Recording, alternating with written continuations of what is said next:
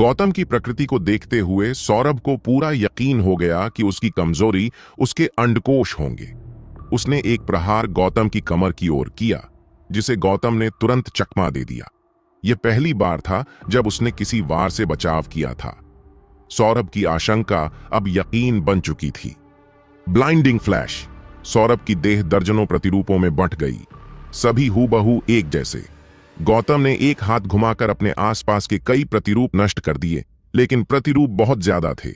जैसे ही प्रतिरूप गौतम का ध्यान भटकाने लगे, सौरभ ने फिर से गोल्डन डिवाइड चलाया। गौतम ने छलांग लगाकर बचने की कोशिश की, लेकिन उसी पल सौरभ और उसके सभी प्रतिरूपों ने ब्लाइंडिंग फ्लैश चला दिया। चमक इतनी तीव्र थी कि पूरा सोरा शिविर उजास में नहा गया और गौतम को अपनी आंखें बंद करनी पड़ी। फिर सबने एक साथ गोल्डन स्केल पाल्म चलाया। हर वार ने सुनहरी रोशनी से एक विशाल स्तंभ बना दिया, जिसके केंद्र में गौतम था। हवा में होने के कारण वह बच नहीं पाया और बस अपने शरीर को समेटकर खुद को बचाने की कोशिश करता रहा।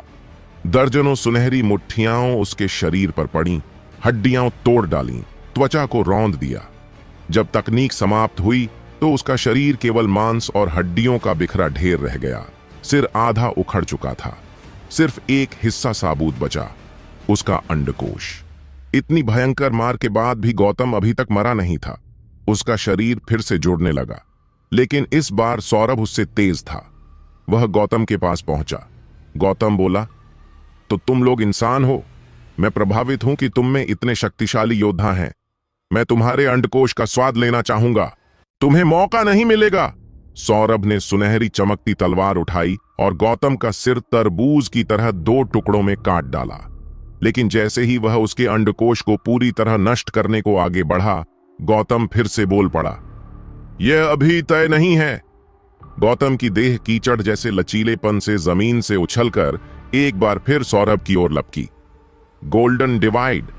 एक सुनहरी रोशनी की किरण ने गौतम के शरीर को दो भागों में काट दिया, जिससे वह दो मांस और हड्डी की थैलियों में बदल गया। जैसे जैसे वे हवा में घूमे, वे लगभग गोल आकार के हो गए और दोनों गोलों पर गौतम का चेहरा उभर आया। बाएं गौतम ने कहा, मेरी पुनर्जनन शक्ति का केंद्र मेरे अंडकोश हैं और जब तक वे नष्ट नहीं होते मैं जीवित रह सकता हूं। दाएं गौतम ने कहा, सही कहा। मेरे अंडकोश को निशाना बनाना सही निर्णय था, लेकिन मेरी कमजोरी को समझना इतना आसान नहीं है। मैंने अपनी आत्मा को अपने अंडकोशों में बंद करवाया था अपने धर्मपिता से। इस तरह से मैं अमर बन गया हूं। शिकारियों ने यह घिनौना दृश्य देखकर पीछे हटते हुए कहा, अपनी आत्मा को अंडकोशों में बंद करना, तुम्हें खुद पर शर्म नहीं आती? बाएं गौतम ने सुखद मुस्कान के साथ कहा, यह मेरा जीवन भर का सपना था, इसमें शर्म की क्या बात है? दाएं गौतम ने कहा, मैं हमेशा से दो अंडकोश बनना चाहता था और आज मैं सबसे ज्यादा खुश हूं। गौतम ने ऐसा कौन सा जीवन जिया था कि उसका सपना ऐसा विकृत बन गया? वह तो शत्रुवंशी राज्य के राजा शत्रु से भी गया बीता लग रहा था। कोई गोमांस खाना पसंद करता है, इसका मतलब यह तो नहीं कि वह खुद गाय बनना चाहता है। उसने एक असंभव से दिखने वाले सपने को सच कर दिखाया था और यही बात शिकारियों को चौंका भी रही थी और घिन भी दिला रही थी। वह जो अब दो मांस के गोलों में बदल चुका था चिल्लाया, अब देख रहे हो मेरी शक्ति?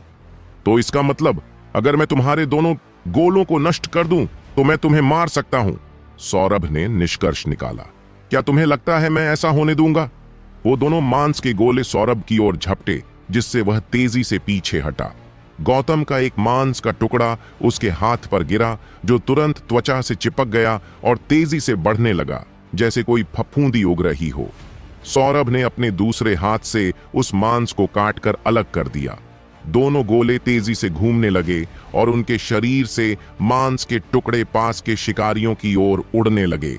सौरभ चिल्लाया, उस मांस को अपने शरीर को मत छूने देना। शिकारी तुरंत सतर्क हो गए और अपनी डेविल सोल से सुरक्षा लेने लगे, जबकि शत्रु सेनानी झुककर भाग निकले। जहां जहां मांस का टुकड़ा मानव या शत्रु के शरीर को छूता, वहां वह फैलने लगता और पूरे शरीर को एक विकृत मांस के गोले में बदल देता, जो फिर गौतम के दोनों मांस गोलों की ओर खींचा चला आता। सौरभ ने अपने golden longhorn beetle soul shard को सक्रिय किया और गोल्डन फ्लैश का उपयोग करते हुए आगे बढ़ा।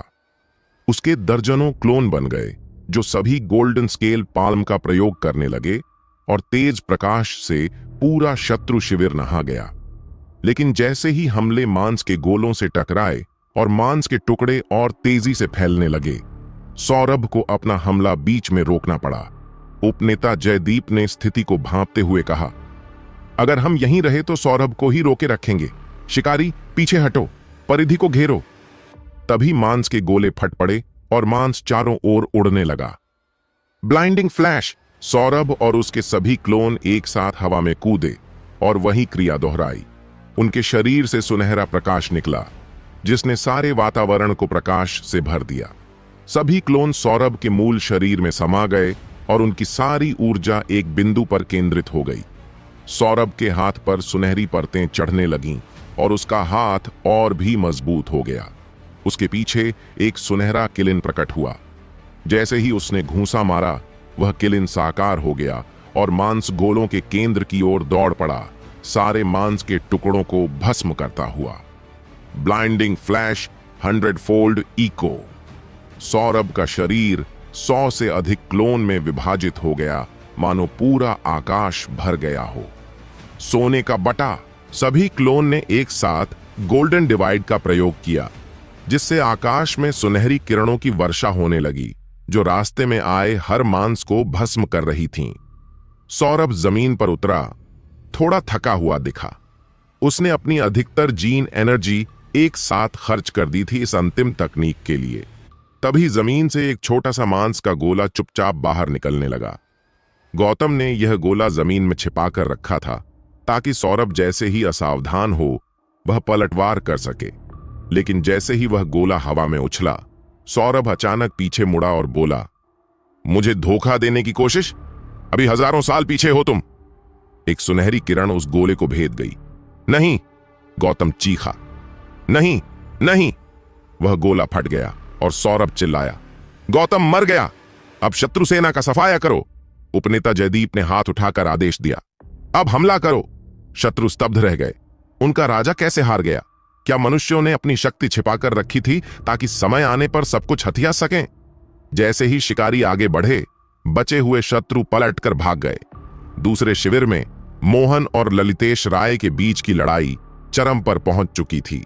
प्रकाश की किरणें हवा में तैर रही थीं। जमीन पर शत्रु सेनानियों की लाशें बिखरी थीं। ललितेश राय के पास सिर्फ 1 दर्जन शिकारी और 2 दर्जन यमलोह विष से लैस लड़ाके थे, लेकिन उनका युद्ध कौशल किसी भी रेणुकानगर की टुकड़ी से कम नहीं था। यमलोह विष की सहायता से शत्रु की संख्यात्मक बढ़त कोई मायने नहीं रखती थी। युद्ध के मैदान की ज्यादातर समस्याएं यमलोह विष की एक शीशी से हल हो जाती थीं, और जो नहीं होती थीं वे दूसरी शीशी से सुलझा दी जाती थीं। जैसे जैसे युद्ध बढ़ा, ललितेश राय को मोहन पर बढ़त मिलती गई और मोहन के शरीर पर कई घाव और खरोंचें उभर आईं। मोहन ने हैरानी से कहा, मुझे विश्वास नहीं हो रहा कि इंसानों में भी तुम्हारे जैसे योद्धा होते हैं, लेकिन अब यही तुम्हारी सीमा है। उम्मीद है तुम जल्दी नहीं मरोगे।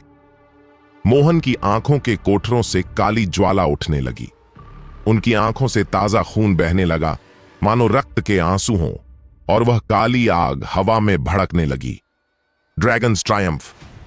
ललितेश राय ने अपनी लॉन्ग स्वॉर्ड से वार करते हुए कहा। एक प्रकाशमान ड्रैगन मोहन की ओर तेजी से बढ़ा, लेकिन मोहन की आंखों से निकलने वाली काली आग ने उसे निगल लिया।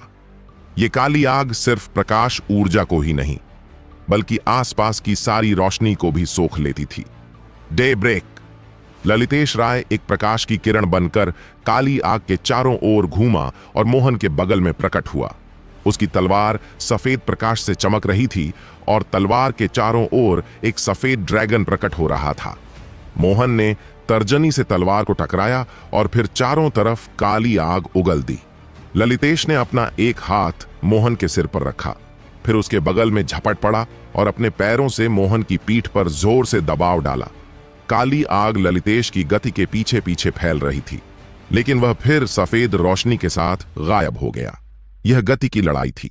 क्या मोहन की नजर पहले ललितेश तक पहुंचेगी या ललितेश मोहन को पहले मार डालेगा। सफेद रोशनी और काली आग टकरा रही थी। मोहन ने अपने सहायक सैनिकों की परवाह किए बिना पूरी लड़ाई को आग से घेर लिया।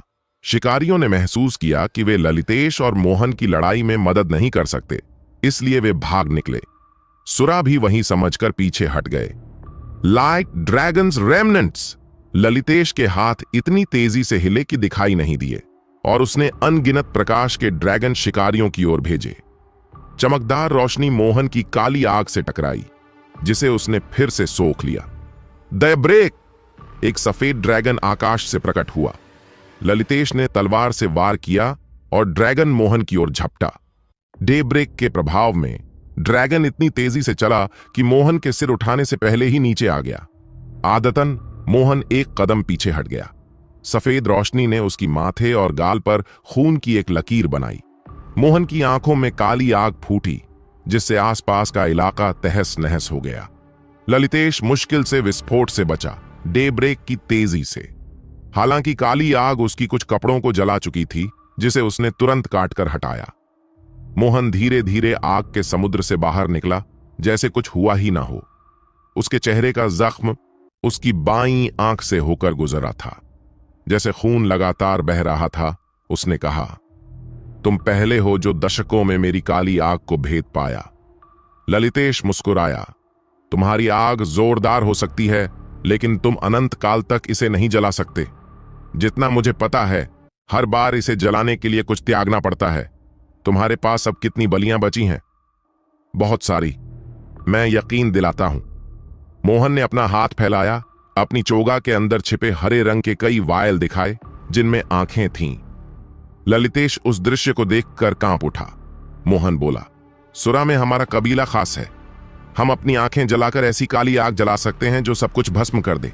मैंने अपनी आंखें अपने साथियों की रक्षा में जला दी थीं। सच कहूं तो यह खास टैलेंट नहीं है। तुम इसे अपनी जिंदगी में सिर्फ एक बार इस्तेमाल कर सकते हो और उसके बाद अंधा हो जाओगे। ललितेश चुप रहा। वह छुपकर और अधिक प्रकाश संचालित जीन पॉइंट्स जमा कर रहा था और उसकी त्वचा पर एक हल्की रोशनी की झिल्ली दिखाई दे रही थी। मेरे जीवन का परिवर्तन तब हुआ जब मैंने अपने गुरु से मुलाकात की। उन्होंने मुझे न केवल देखने की क्षमता वापस दी, बल्कि एक गुप्त तकनीक भी सिखाई जिससे हम अपनी किस्मत बदल सकते हैं। इस बेकार टैलेंट को एक शक्तिशाली हथियार बना सकते हैं। तारों के मोनार्क की मदद से अब मोहन को अपनी आंखों की जरूरत नहीं थी, कोई भी जो वह हासिल कर सके। मोहन ने ललितेश की आंखों को देखा, जो शांति से चमक रही थीं। तुम्हारी आंखें भी अच्छी हैं। अगर तुम मुझे दे दो तो मैं तुम्हें और तुम्हारे सैनिकों को जाने दूंगा। क्या तुम सोचते हो मैं मान जाऊंगा? एक गर्जना के साथ ललितेश की पूरी बॉडी से तेज रोशनी निकली और उसकी बॉडी पर ड्रैगन आर्मर चमक उठा। उसने जमा किया हुआ ऊर्जा एक साथ छोड़ दी। ले लो आर्कलाइट डिसेंशन, एक आवाज के साथ ललितेश ने बाएं हाथ से लहराया और सफेद प्रकाश के कणों से बना एक विशाल पंजा प्रकट हुआ। वह आकाश को भेदता हुआ नीचे गिरा और मोहन पर हमला किया। मोहन की आंखों में फिर से काली आग भड़क उठी। उसने उस पंजे पर आग की बारिश की, उसे निगल लिया। विशाल ड्रैगन पंजे ने आग के समुद्र को चीर दिया, जिससे मोहन ने माथा ताना। वह अपनी आंखों से लगातार खून बहा रहा था और काली आग के जीवों ने पंजे को दूर से झटकना शुरू किया। मोहन ने वायलों में रखी आंखें एक एक कर खाई। अपनी पूरी ताकत से पंजे को रोकने की कोशिश की, लेकिन कुछ भी काफी नहीं था। शिकारी दंग थे। वे सोच रहे थे कि वे रेणुका नगर के लिए बलिदान देंगे और मोहन को ज्यादा देर तक रोक पाना मुश्किल होगा। आखिरकार अगर सुरा राजा को हराना इतना आसान होता तो दक्ष इतना प्रसिद्ध नहीं होता। वे समझ चुके थे कि उनका काम बस समय निकालना है, जब तक कि दूर से और मदद न पहुंचे, कम से कम तब तक जब तक उन्होंने ललितेश को लड़ते नहीं देखा। टीम जेनिथ के सदस्य, खासकर उनके नेता, एक सुरा राजा के खिलाफ कैसे ऊपर उठ सकते हैं, यह किसी ने सोचा भी नहीं था। उनके विरोधी सुरा राजा वे ऐसे अस्तित्व थे जिनसे जमीनी इंसान टकरा नहीं सकते थे, पर अब एक ऐसा शिकारी था जो कर सकता था, और लगता था ललितेश मोहन को पूरी तरह मार भी सकता है। ड्रैगन का पंजा मोहन की हर तकनीक को नजरअंदाज करता हुआ उसके सिर पर गिरा। Descent of the demon king, Mohan के वस्त्र आधे जल उठे और वायल फट गईं। मोहन ने सब अनदेखा किया। काली आग ने एक काले राक्षस के पंजे का रूप धारण किया, जो सफेद ड्रैगन के पंजे से भिड़ गया। काली आग और सफेद प्रकाश की टक्कर से आसपास की जगह बुरी तरह हिली। राक्षस का पंजा सफेद ड्रैगन के पंजे को कुचलने लगा। सुरा लड़ाके दूर से चीख पड़े। जैसा कि उम्मीद थी, उनका उच्चतमा इंसान से नहीं हराया जा सकता। अभी वो इंसान के साथ खेल रहे थे, लेकिन अब अपनी असली ताकत दिखा रहे हैं। इंसानों, तुम्हें सबकी मौत तय है। काली आग गरजती हुई ललितेश की ओर बढ़ी और ऐसा लग रहा था कि उसकी जान खतरे में है। लेकिन एक धीमी आवाज के साथ ललितेश ने अपने शरीर से सफेद रोशनी निकाली, अपनी आर्मर को मजबूत किया और ऊर्जा का पुनः संचार किया। उसने बाएं हाथ से फिर लहराया और बीच हवा में एक तेज और चमकीला प्रतीक प्रकट हुआ। जन्म होली ड्रैगन। एक निर्मल सफेद ड्रैगन ललितेश के पीछे प्रकट हुआ। उसकी चमक इतनी तेज थी कि सभी ने अपनी आंखें बंद कर लीं। उसने राक्षस के पंजे को आसानी से चीर दिया, फिर मोहन की ओर प्रकाश की बौछार की। Possession of the lava demon. Mohan के पास जितनी भी आंखें थीं, वे एक साथ फट गईं, जिससे उसकी अंतिम तकनीक को ईंधन मिला। जितनी ज्यादा आंखें जलतीं, उतनी ही ज्यादा भयानक आग मोहन पैदा कर सकता था। जब वह अपनी अल्टीमेट तकनीक का उपयोग करता था, तो उसके नेत्र गुहाएं काले लौ से भर जातीं और उसका पूरा शरीर जल उठता। आग आकाश की ओर बढ़ती हुई एक काली स्तंभ बन गई। काले अंधकार में जलता मोहन उस प्रकाश के प्रहार को सीधे झेल रहा था। वह कई मीटर पीछे धकेला गया, लेकिन फिर भी हमले को रोकने में सफल रहा। विशाल सफेद ड्रैगन ने अपनी जबड़ा खोला और प्रकाश की एक किरण निकाली, जिसने मोहन को उड़ाया और वह लगभग 100 मीटर दूर जा गिरा। जमीन पर अपनी पीठ से गौरतलब चोट लगाई। मोहन के चारों ओर लगी आग और भी तेज हो गई, दुनिया को अंधकार में डूबा रही थी। जैसे ही मोहन लड़खड़ाते हुए खड़ा हुआ, उसकी आग चरम पर थी। वह खुद किसी नरक के राक्षस जैसा दिख रहा था। यह काफी नहीं है। मोहन ने गहरी सांस ली और अपने सामने लगी आग को निगल लिया। आग और भी लंबी और जोरदार हो गई और वह एक विशाल छाया में बदल गया। मोहन ने गुस्से में गरजते हुए अपनी सारी तर्कशीलता खो दी थी और अपनी पूरी जीवन शक्ति को ईंधन बना रहा था। सुरा सेनानियों ने खुशी से चिल्लाया, उनका उच्चता ने अंततः अपना ट्रम्प कार्ड खेला। क्या अद्भुत शक्ति है! उनकी उच्चता अजेय है। वह उस इंसान को जरूर मारेंगे। हम सुरा इंसानों के खिलाफ कभी नहीं हार सकते। नहीं, यह अभी भी पर्याप्त नहीं है। सुरा के ये नारे पागल हुए मोहन का ध्यान अपनी ओर खींचने लगे और वह अपने सुरा अनुयायियों की ओर मुड़ा। सुरा घबरा गए। क्या हो रहा है? आपका उच्चता, दुश्मन उस तरफ है। मोहन के शरीर से आग फूट पड़ी और वह सुरा के बीच दौड़ते हुए एक सुरा का गला पकड़ लिया। दुर्भाग्यशाली सुरा की आंखें मोहन की पकड़ में जल गईं और वह चीखते हुए गिर पड़ा। काले आग के फटने से उसकी पूरी बॉडी जलकर राख हो गई। सुरा चीखते हुए जमीन पर लुढ़कता रहा और अंततः काले जले हुए कोयले का ढेर बन गया। इस बीच मोहन के शरीर पर लगी काली आग और भी प्रचंड हो गई। आपका उच्चता, आप क्या कर रहे हैं? मोहन ने किसी की भी आवाज नहीं सुनी। वह एक और सुरा पकड़कर वही प्रक्रिया दोहराने लगा। ललितेश राय ने मोहन को घूरते हुए कहा, वह पागल हो चुका है। मोहन कुछ भी रोकने वाला नहीं दिख रहा था। वह सब कुछ आग और राख में बदल देना चाहता था। शायद यह पहली बार था जब मोहन ने अपनी अंतिम अवस्था को सक्रिय किया था। शायद उसे पता था कि वह अपनी तर्कशीलता खो देगा, लेकिन उसे फर्क नहीं पड़ता था, खासकर तब जब बाकी सभी सुरा तो उसके लिए चलती फिरती आंखों की बोतलें थीं, जिन्हें वह जब चाहे तब ले सकता था। भागो, जल्दी भागो, उनका उच्चता पागल हो गए हैं। सुरा इधर उधर भागे, एक दूसरे को चेतावनी देते हुए, लेकिन मोहन के सामने भागना बेकार था। मोहन की आग फूटी और आसपास के सभी सुरा को जला दिया। जो सुरा आग की चपेट में आए, उनकी आंखें झलकर राख हो गईं, जिससे मोहन की आग और भी भड़क गई। दिन होने के बावजूद सूरज अपनी जगह खड़ा था। फिर भी जमीन पर ऐसा लगा जैसे किसी जगह पर सदाबहार अंधकार छा गया हो। जल रहे सुरा दर्दनाक चीखें निकाल रहे थे। Dragons Triumph. एक प्रकाश का ड्रैगन आकाश से चमकता हुआ नीचे उतरा और उसने काली आग को दूर भगाया। ललितेश राय ड्रैगन के सिर पर कूद गया। उसकी तलवार तरल प्रकाश से भरी हुई चमक रही थी। उसने तलवार को ऊपर उठाया, जो बड़े प्रकाश के ब्लेड में बदल गई। ललितेश राय ने मोहन को तब रोका ताकि वह जल रहे सुरा को बचा सके, बल्कि ताकि मोहन को और अधिक शक्तिशाली होने से रोका जा सके। जब भी मोहन किसी सुरा की आंखें निगलता, उसकी आग और भी बढ़ जाती। प्रकाश के ड्रैगन की पीठ पर सवार, तलवार सिर के ऊपर उठाए, ललितेश राय आगे बढ़ा। मोहन ने अपनी काली आग को घना कर अपने शरीर को एक विशाल राक्षस में बदल लिया। प्रकाश के ड्रैगन और प्रकाश की तलवार ने मोहन पर एक साथ प्रहार किया, जिससे धरती और आकाश कंपा उठा। जमीन में गहरा फट पड़ा और आसपास की जगह ध्वस्त हो गई। दूर से देख रहे हंटर्स भी इस प्रहार से पीछे हट गए। अंधकार और प्रकाश का यह संघर्ष फिर से शुरू हो गया। विशाल राक्षस ने रास्ते की सारी रोशनी निगल ली, लेकिन ललितेश राय और उसके प्रकाश के ड्रैगन की चमक सूरज की रोशनी को भी मात दे रही थी। जैसे ही दोनों योद्धा फिर से टकराए, आकाश में आई दरार एक टूटे हुए शीशे की तरह फैल गई, जिससे संसार की इच्छा ने दोनों को बाकी दुनिया से अलग कर दिया। आधा हिस्सा अंधकार से चमक रहा था और आधा हिस्सा प्रकाश से। जब ललितेश राय ने अपने ब्लड एंट और फॉस्फोरेसेंट सैलामांडर के डेविल सोल के प्रभावों को सक्रिय किया, तो उसकी आभा एक बार फिर बढ़ गई, जिसमें लाल रंग के चकत्ते दिखने लगे। एक सफेद रोशनी उसके शरीर में फैल गई और तलवार के नोक पर केंद्रित होकर उसकी ताकत बढ़ा दी। ललितेश राय का प्रकाश कुछ क्षण के लिए विजयी दिखाई दिया। वापस उस गर्त में लौट जा जहां से तू आया है। जैसे ही प्रकाश मोहन के चारों ओर केंद्रित हुआ, मोहन के शरीर की आग थोड़ी कम हुई।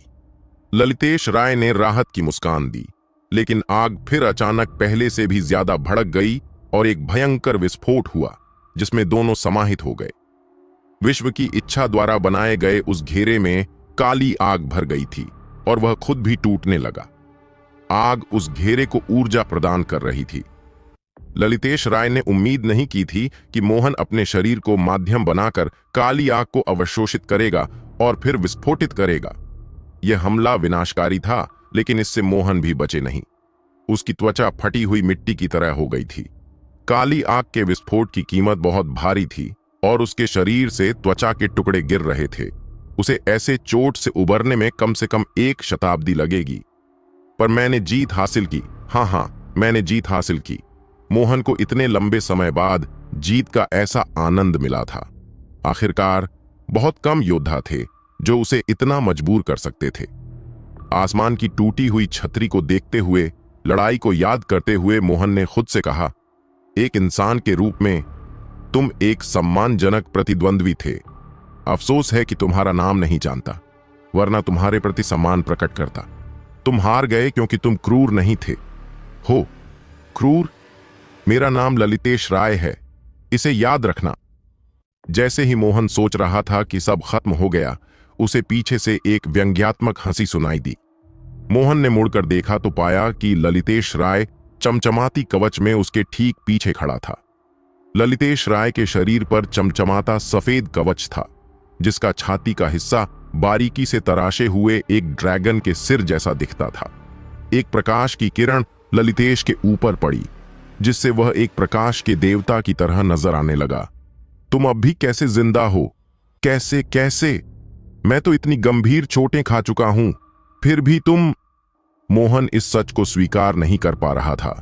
यह असंभव था कि ललितेश अब भी जीवित हो। मेरे पास अभी भी कुछ तिकड़में बची हैं। मेरा peak grade light crest dragon armour, disaster grade genetic armour और भी बहुत कुछ। टीम गौतम, टीम जीनित के बाकी सदस्यों के साथ पीक जीन फ्रैगमेंट्स की खोज करते हुए वे एक बार अत्यंत मजबूत डिफेंसिव कैपेबिलिटीज वाले ड्रैगन से मिले थे, एक peak grade light crest dragon king. उस लड़ाई में ललितेश ने उसका आर्मर हासिल किया था। यह आर्मर एक खासियत रखता था। यह एक हमले के प्रभाव को बिना किसी शर्त के नकार देता था। यह एक आकस्मिक स्थिति में कल्पनीय वरदान था। डिजास्टर ग्रेड जेनेटिक आर्मर तो उससे भी ज्यादा असाधारण था। यह एडवांसमेंट प्रक्रिया के दौरान पहले से दूसरे रियल्म में जाते समय उस डिजास्टर ग्रेड जेनेटिक मटेरियल से बना था जो दक्ष जंगली ने टीम गौतम के सदस्यों को दिया था। इस आर्मर को पहनते ही उनकी रक्षा और गति में जबरदस्त बढ़ोतरी होती थी, जिससे उनकी लड़ाकू क्षमता कई गुना बढ़ जाती थी। मोहन घबरा गया और पीछे हटने लगा। रुको रुको, हमें एक दूसरे को मारने की जरूरत नहीं है। हम अभी भी एक शांति से बातचीत कर सकते हैं। शांति से बात करना तो तब होगा जब तुम मेरे साथ नरक में हो। ललितेश ने अब और समय बर्बाद नहीं करना चाहा। दिन भर उसने अपनी तलवार से वार किया और सफेद ड्रैगन की आकृति एक प्रकाश की किरण बन गई जो मोहन को चीर गई। लड़ाई खत्म होने के बाद उस क्षेत्र को घेरने वाली विश्व की इच्छा की पट्टी धीरे धीरे खत्म होने लगी। काले ज्वालाएं जमीन पर जलती रहीं, मानो वे कभी बुझने वाली न हो। जब मानव हंटर्स ने ललितेश को खड़ा देखा तो वे सभी खुश होकर जयकारे लगाने लगे। उनका सबसे बड़ा दुश्मन मर चुका था और रेणुका नगर ने इस युद्ध में भारी जीत हासिल की थी। सुरा राजा के न होने से ललितेश और उसकी सेना शेष सुराओं को आसानी से निपटा सके। दूसरे रियल्म के एक और हिस्से में सौम्या, जो यिंग और उसकी सेना ने विक्रम फेंगहे के शिविर को ढूंढ लिया था। उन्होंने हमला शुरू किया, इतनी ताकत और एकता के साथ कि जल्दी ही वे विक्रम के जीवों पर हावी हो गए। एक चट्टानी प्राणी रॉक स्पिरिट हंसते हुए बोला, ये जीव डरावने दिखते हैं पर वास्तव में बहुत कमजोर हैं। अरे आत्मसंतुष्ट मत हो, सौम्या ने उसे सावधान किया। वे जल्दी से विक्रम के पास पहुंचे पर वह घबराया हुआ नहीं था। उसने हाथ जोड़े और मुस्कुराते हुए उनकी ओर देखा। सौम्या ने माथा तका और रोका। सावधान रहो, मुझे लगता है यहां कोई जाल है। विक्रम ने अपने दांत दिखाए। उसे शिकार मिलना दुर्लभ अवसर था और वह इन इंसानों को भागने देना नहीं चाहता था। अब भागना बहुत देर हो चुकी है।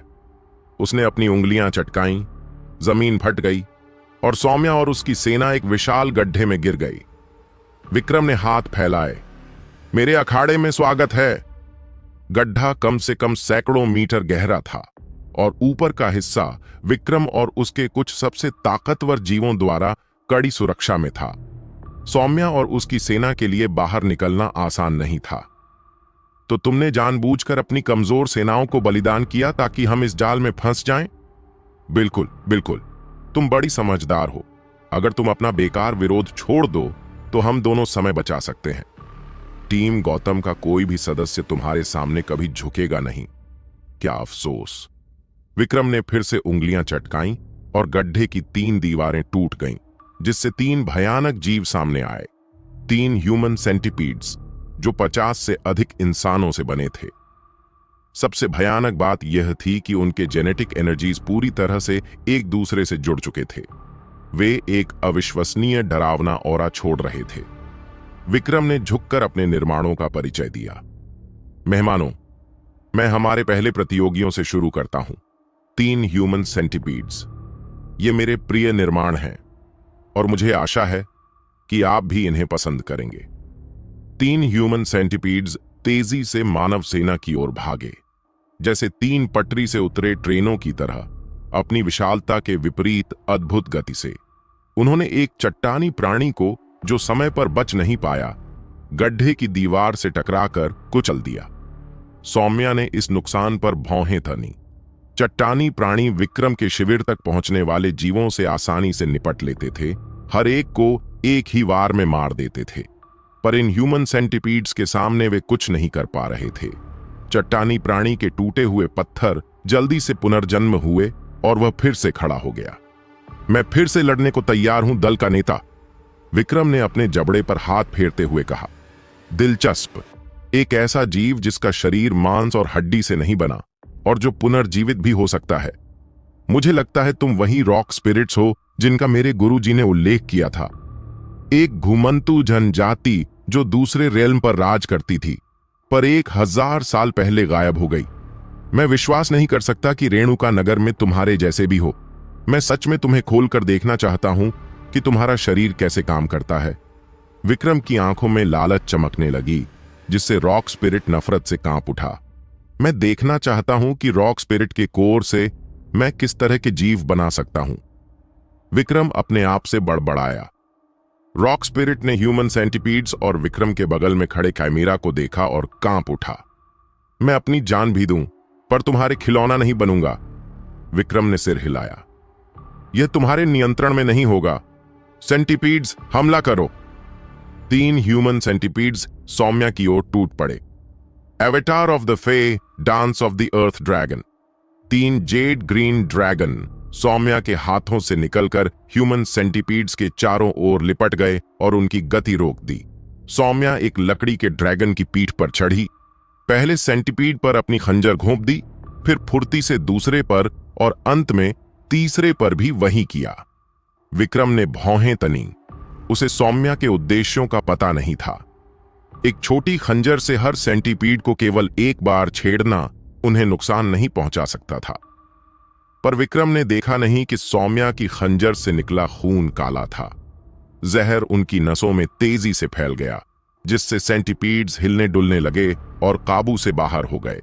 लकड़ी के ड्रैगन उन्हें रोक नहीं पाए, पर सेंटिपीड्स ने भी मानो इंसानों पर हमला करने का कोई इरादा नहीं किया। वे बस जगह पर लड़खड़ाते रहे, जैसे उन्हें बहुत दर्द हो रहा हो। विक्रम फिक्रमंद हुआ, यह देखकर कि वह उन सेंटिपीड्स पर अपना नियंत्रण खो चुका था।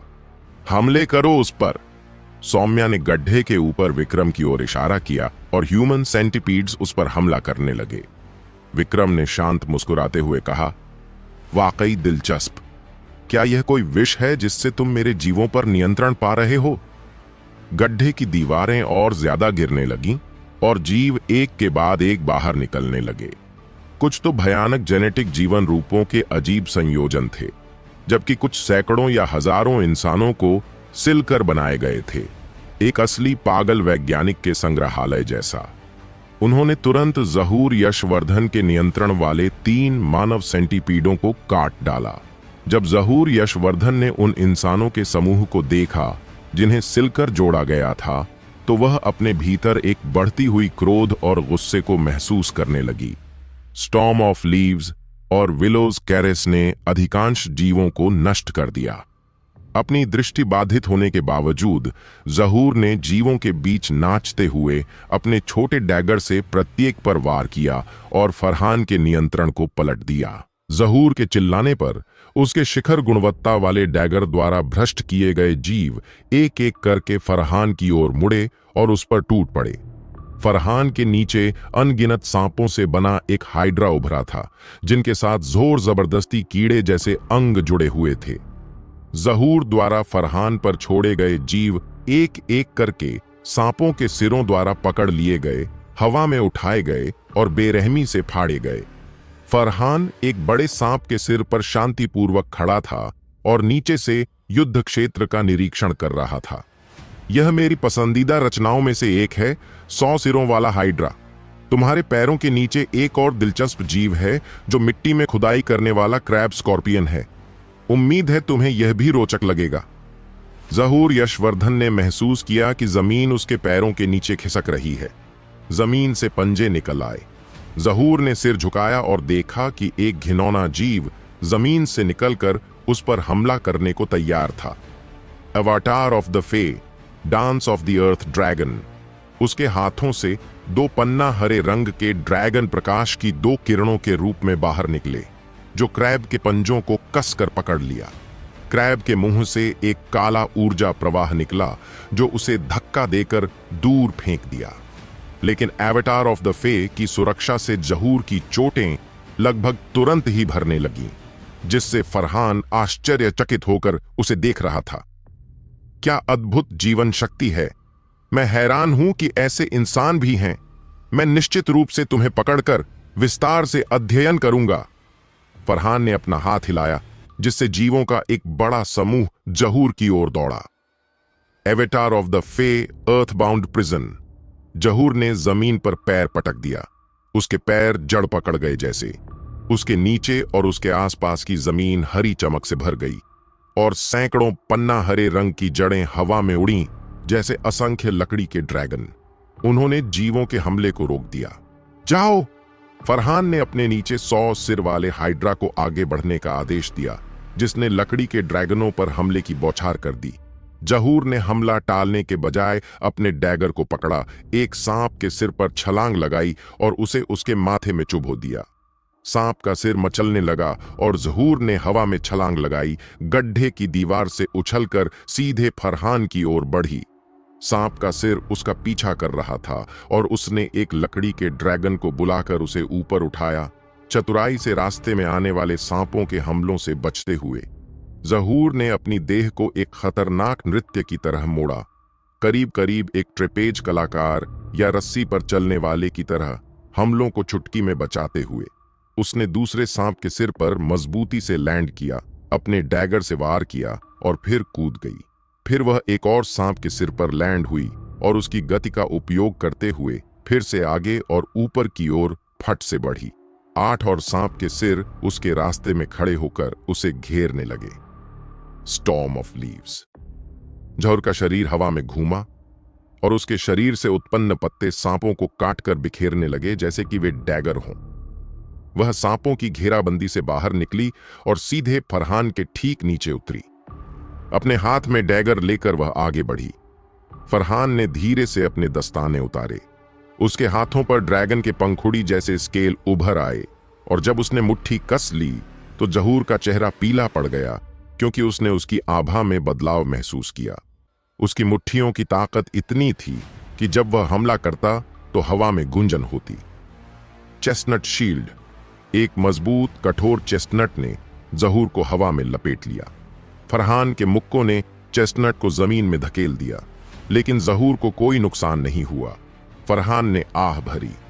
तुम्हें कैसे लगा कि मैं एक सुरा राजा के रूप में शारीरिक रूप से कमजोर हूं? मुझे कठोर ताकत पसंद नहीं, लेकिन इसका मतलब यह नहीं कि मैं इसका इस्तेमाल नहीं कर सकता। सुरा शक्ति की पूजा करते हैं। फरहान न केवल भयानक जीव बनाने और नियंत्रित करने में माहिर था, वह खुद भी एक सुरा था। चट्टान के रक्षक चकित रह गए। फरहान ने अपने ऊपर भी प्रयोग किए थे। जब उसने चट्टान रक्षकों की ओर देखा तो वह गर्व से मुस्कुराया। मैं दिखने में सुरा लग सकता हूं, लेकिन मेरे शरीर का 90% से ज्यादा हिस्सा अन्य जीवन रूपों का है। जिस सांप के सिर पर डैगर लगा था वह धीरे धीरे काला पड़ने लगा। पास के एक सिर ने उस संक्रमित सिर को गर्दन से काटकर फेंक दिया, इससे पहले कि जहूर का डैगर मुख्य शरीर को भ्रष्ट कर पाता। हाइड्रा ने उन जीवों को मुक्त कर दिया जो जहूर की बेलों में फंसे थे, जिससे युद्ध की धार उसके खिलाफ पलट गई। उस इंसान महिला को यहां ऊपर खींचो, फरहान ने आदेश दिया। 100 सिर वाला हाइड्रा जहूर की ओर बढ़ा, उसे पकड़ने की कोशिश करने लगा। तभी एक हरी चमक उसकी ओर आई। वृक्ष आत्माओं के शमन ने कहा, जैसा मैंने कहा था, क्या बेहतर नहीं होता कि हम रूप मिलाकर सीधे उसे मार डालते? जहूर ने शमन को हल्की मुस्कान दी। हमें नहीं पता था कि सुरा राजा के कितने पास छुपे हुए पत्ते हैं, इसलिए समझदारी थी कि हम सावधानी से देखें। लेकिन अब समय सही है। आखिरकार उनका रूपांतरण अनिश्चित काल तक नहीं टिकेगा। अगर फरहान ने उन्हें इतना लंबे समय तक रोका तो उनका संघर्ष कठिन होगा। इसके अलावा जहूर अपनी शक्ति जानने के लिए उत्सुक थी कि क्या वह अकेले किसी सुरा राजा को मार सकती है। वह परिणाम से बहुत खुश थी। उसकी ताकत से उसे मारना आसान होगा, लेकिन उसके पास कोई ट्रम्प कार्ड या बहुत ही भयंकर कौशल नहीं था, इसलिए यह लंबा संघर्ष होता। ठीक है, अवशोषण के लिए तैयार हो जाओ। जहूर ने अपने शरीर को शमन की ओर मोड़ा, जो हरी रोशनी की एक किरण बन गया और जहूर के शरीर में समा गया। अगली ही क्षण जहूर प्रकृति की एक मीनार की तरह चमकने लगी। उसके नीचे घास उगने लगी, जो नव जीवन की लय में धड़क रही थी। हरे प्रकाश के एक तेज विस्फोट के बीच यशवीर तोमर के बाल इतनी तेजी से बढ़ने लगे कि वे उसके पैर तक पहुंच गए, एक अदृश्य हवा में लहराते हुए। उसकी जोशपूर्ण जीवन शक्ति नग्न आंखों से भी दिखाई दे रही थी। वह जैसे पूरी धरती का हिस्सा बन गई थी। विक्रम का आंखें चौड़ी हो गईं। यह क्या हो रहा है? कोई अंतःप्रजातीय असिमिलेशन? यह असंभव है। विक्रम जीव विज्ञान में गहराई तक डूबा हुआ था और उसने कभी भी ऐसा विचित्र दृश्य नहीं देखा था। यशवीर और वन आत्मा के शमन के बीच की यह असिमिलेशन उसके सारे ज्ञान के खिलाफ थी। उसने पहले भी ऐसे लाइफ फॉर्म्स देखे थे जो स्वयं की इच्छा से एक दूसरे में मिल सकते थे, लेकिन जो वाइटैलिटी यहां उत्सर्जित हो रही थी वैसा कभी नहीं देखा था। विक्रम की आंखों में लालसा भर आई। मुझे तुम्हारी जरूरत है, तुम मेरी ब्रेक थ्रू होगी। यशवीर शायद उसे अल्टीमेट बायोलॉजिकल सुप्रेमेसी यानी जीव वैज्ञानिक विकास की चरम सीमा का रहस्य खोलने में मदद कर सके। जो काम उसके भगवान पिता ने उसे दिया था, जो भी उसके मन में और था, सब बेमानी हो गया। अब उसकी एकमात्र इच्छा थी यशवीर के ट्रांसफॉर्मेशन का बारीकी से विश्लेषण करना। हरे रंग की ऊर्जा की एक लहर यशवीर से निकलकर उसके आसपास फैल गई। जैसे जैसे यह विक्रम द्वारा बनाए गए जीवों तक पहुंची, विक्रम का चेहरा घबराया हुआ हो गया। यह कैसे हो सकता है? यह असंभव है। वह ऊर्जा, वह प्रबल जीवन शक्ति केवल उपचार करने की शक्ति रखती थी। यह यशवीर और वन आत्मा के शमन के विलयन से स्वाभाविक रूप से उत्पन्न हो रही थी और आसपास के सभी लाइफ फॉर्म्स के लिए लाभकारी होनी चाहिए थी। लेकिन उन स्टिच्ड मॉन्स्ट्रस क्रीचर्स के लिए यह घातक साबित हुई। वे जीव जो कई जीवों के संयोजन से बने थे, अचानक चिल्लाने लगे। यशवीर की ऊर्जा ने जहां जहां वे जुड़े थे वहां उन्हें काट दिया और उन घावों से नए अंग जैसे हाथ, दिमाग, पैर उगने लगे।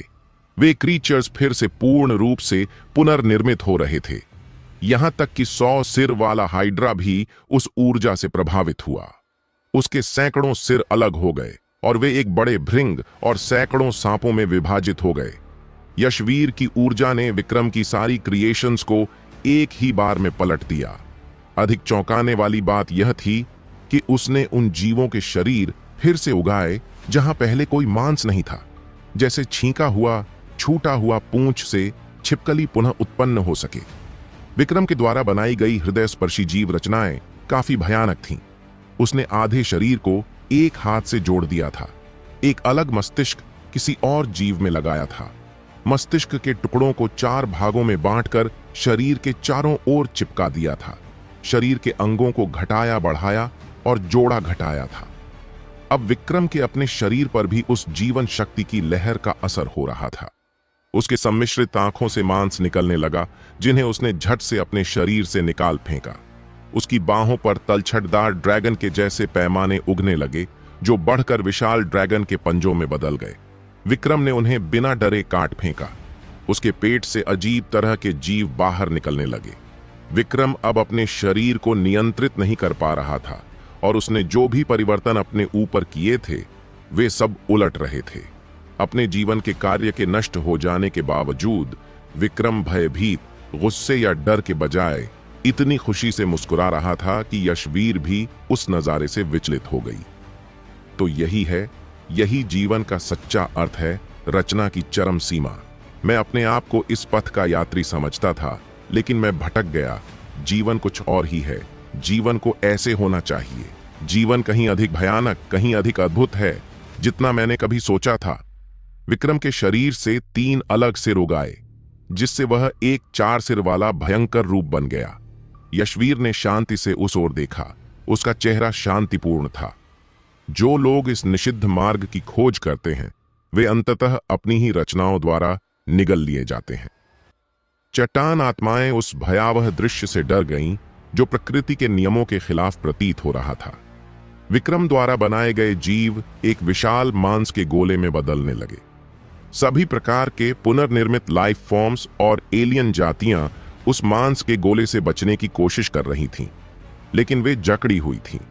यहां तक कि विक्रम भी, जो एक सूरा किंग था और लगभग अजेय माना जाता था, जो कई जीवन रूपों के संयोजन से बना था, वह भी इसी तरह के परिणाम भुगत रहा था। विक्रम 9 स्टार मोनार्क के गॉड सन्स में से सबसे मजबूत नहीं था, क्योंकि सूरा किंग्स की विशेषताएं और कमजोरियां एक दूसरे को संतुलित करती थीं। यदि मोहन यहां होता तो विक्रम की लड़ाई की ताकत काफी कम हो जाती, और गौतम के लिए भी यही सच था। लेकिन केवल बल की बात करें तो विक्रम किसी भी सूरा किंग से कम नहीं था। जीवन रूप से, एलियन जाति से विक्रम के फूलते शरीर से बाहर निकलने की कोशिश कर रहे थे, अपने आप को छुड़ाने के लिए, उसे फाड़ने की जद्दोजहद में। चट्टान आत्माओं ने कभी हॉरर फिल्म नहीं देखी थी, और जब उन्होंने विक्रम के शरीर को अंदर से फटते हुए देखा तो वे डर के मारे कांप उठे।